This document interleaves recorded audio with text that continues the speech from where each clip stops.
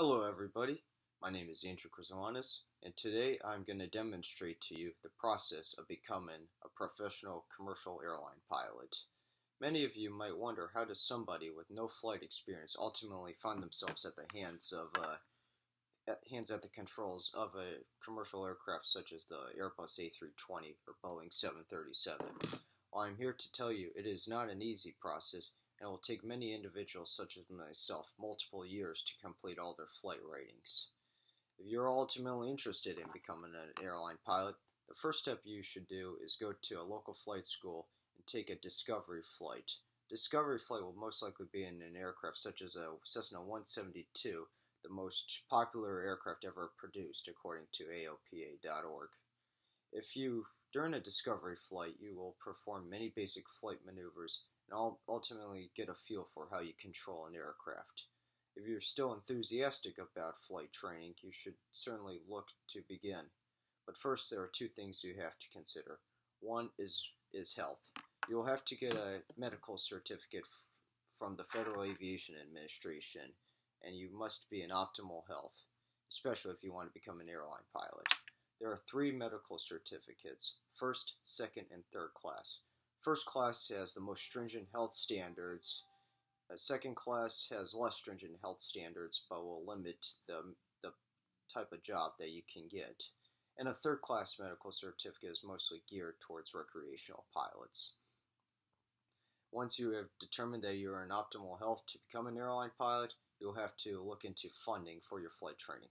Flight training is not cheap and can ultimately cost you $50,000 to $60,000, if not more, to get all your ratings.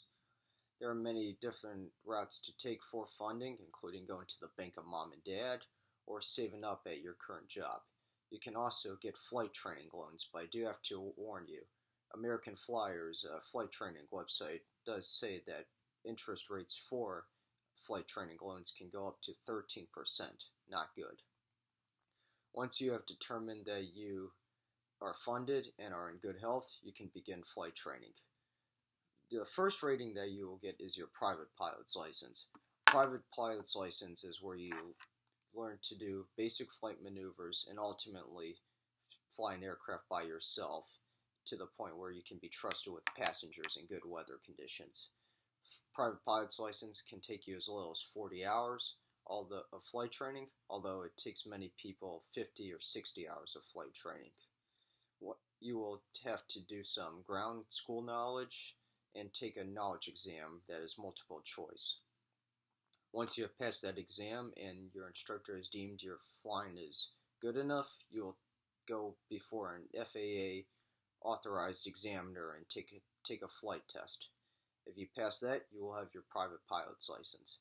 After your private pilot's license, you will have to do an instrument rating. An instrument rating trains you to fly by reference to your instruments instead of looking outside the aircraft.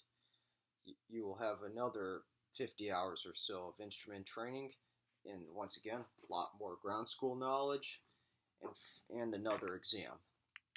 Once your instrument skills are up to par, your instructor will set you off again with the FAA examiner to see if you are if you are able to fly safely under instruments.